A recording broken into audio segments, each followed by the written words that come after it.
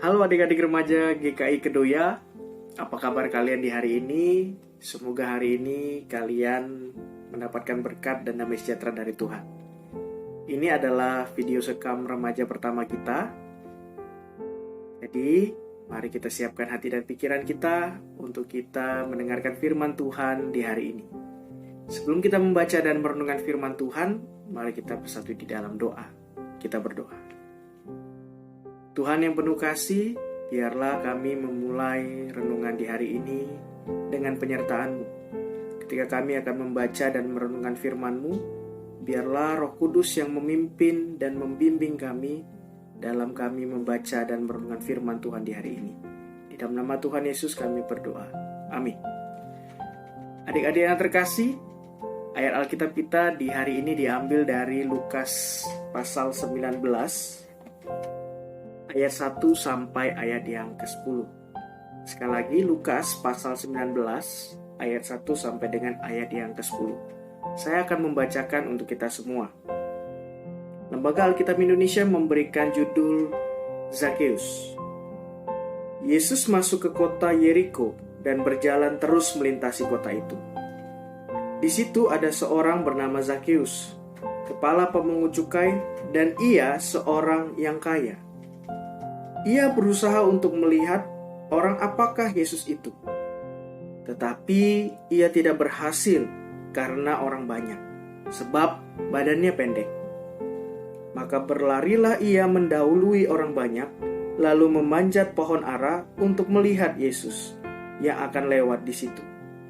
Ketika Yesus sampai ke tempat itu, ia melihat ke atas dan berkata, "Zakheus, segeralah turun, sebab hari ini aku harus menumpang di rumahmu." Lalu Zakheus segera turun dan menerima Yesus dengan sukacita.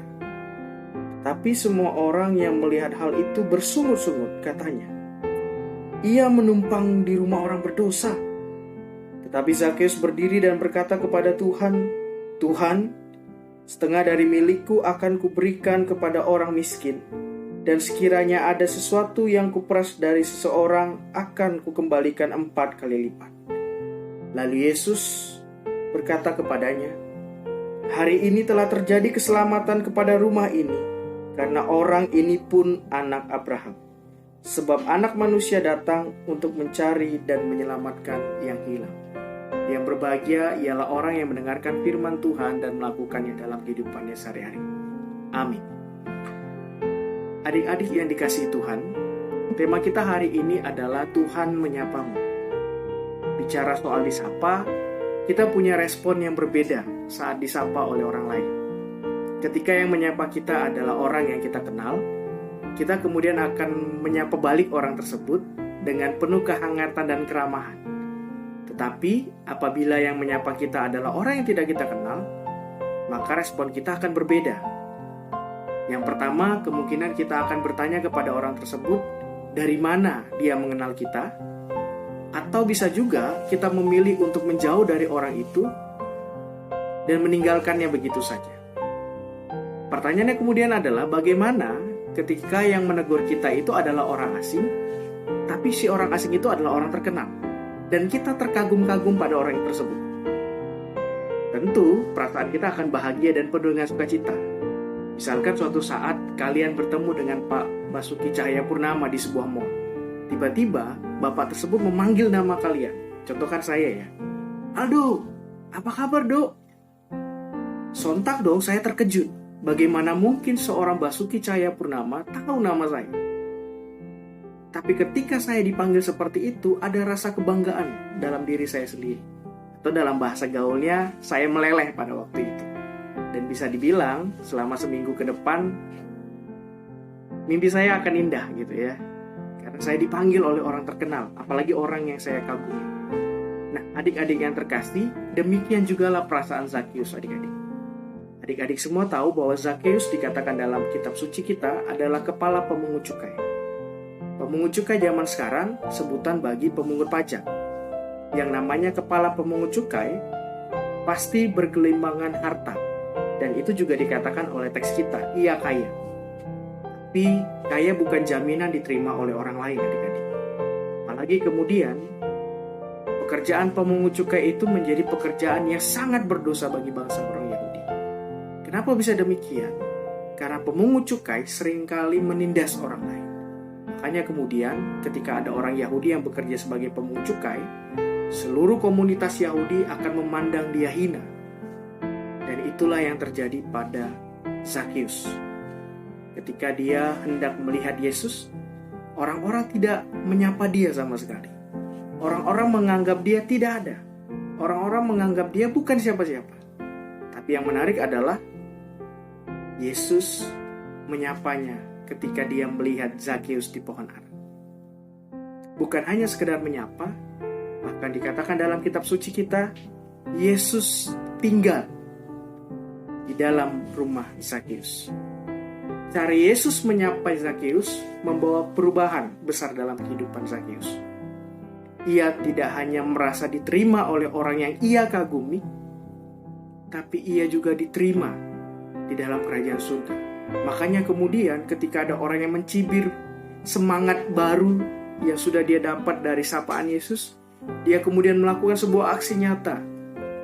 Katanya tadi di ayat yang ke-8, Tuhan, setengah dari milikku akan kukuberikan kepada orang miskin, setengah dari harta kekayaannya, dan sekiranya jikalau ada orang atau sesuatu yang kuperas dari seseorang, akan kukembalikan 4 kali lipat. Luar biasa ya adik-adik, bagaimana kemudian sapaan Tuhan Yesus membawa perubahan bagi kehidupan Zakius. Kita adalah Zakius juga, orang-orang yang berdosa. Seringkali kita dianggap hina oleh orang lain. Bahkan mungkin saja beberapa dari antara kita pernah dikata-katain, lu gak punya masa depan lu gak ada apa-apanya, lu tuh siapa? Kita diremehkan, kita dikucilkan, bahkan yang lebih parah kita dianggap sampah.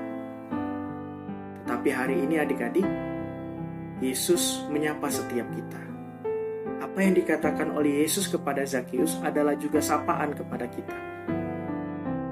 Kamu yang menyaksikan video ini, kamu diterima dan Tuhan hendak masuk ke dalam hatimu. Tuhan hendak mengetuk hatimu dan tinggal di dalam hatimu.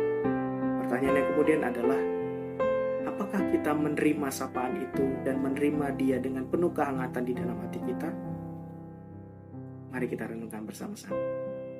Kita bersatu di dalam doa. Terima kasih untuk firman Tuhan di hari ini. Jika kami boleh mendengarkan kembali bahwa Tuhan menerima Zakius orang yang berdosa. Kami pun orang berdosa Tuhan. Karena itu Tuhan, kami ampunilah kami orang berdosa ini, agar kami layak menerima Engkau di dalam kehidupan kami. Ya Tuhan, terima kasih untuk cinta-Mu yang telah menerima kami apa adanya, dan yang membaharui kehidupan kami ke arah yang lebih baik. Di dalam nama Tuhan Yesus, kami berdoa.